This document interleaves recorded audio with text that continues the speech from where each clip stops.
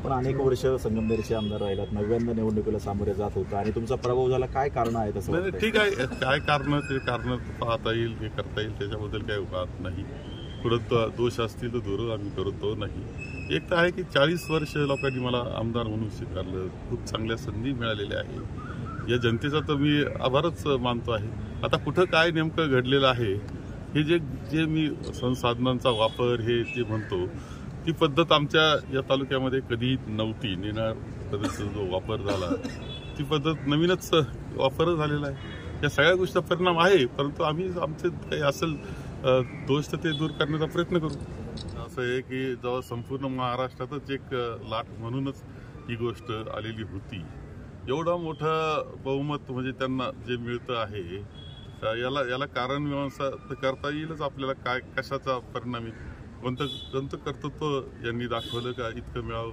ज्या संसाधनांचा वापर प्रचंड प्रमाणामध्ये केला जातो, जे बुद्धिभेद केला जातो, माणसामध्ये भेद निर्माण केला जातो, धर्माचा वापर केला जातो, जातीचा वापर केला जातो, हे तर खरं म्हणजे यांचे आश्रय भारतीय जनता पक्षाचे, आणि त्यातून हे यश मिळालेलं आहे.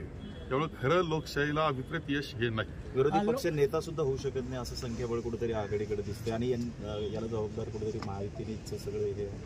ठीक आहे, आता या सगळ्याचा परिणाम जे असतील ते भोगावे लागतील आणि दुरुस्त करावा लागेल. शेवटी देशाची लोकशाही वाचवायची असेल, राज्यघटना वाचवायची असेल तर आम्हाला आणखी काम करावं लागेल. एवढंच संघर्ष आहे, करू आम्ही.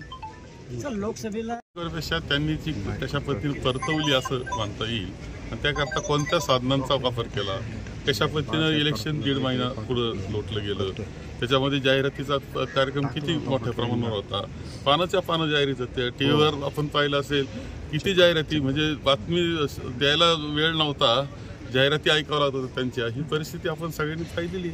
त्यामुळं त्यांनी त्याचा उपयोग लोकांच्या मनामध्ये एक पद्धतशीरपणे जाण्याचा प्रयत्न त्यांनी केला.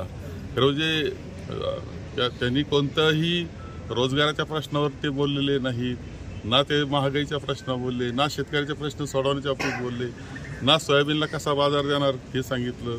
कोणतीच गोष्ट केलेली नाही त्यांनी ज्या पद्धतीनं मिळवलं ते यश मिळवण्याचा मार्ग मात्र लोकशाहीला विपरीत नाही. मात्र फक्त निवडणुकीच्या तोंडावर जे योजना राबवल्या गेल्या त्या आमिषाला लोक भुलले असं वाटतं. नाही, आता ठीक आहे, सगळे अनेक कारण आहेत, त्यामध्ये ते कारण असू शकतं.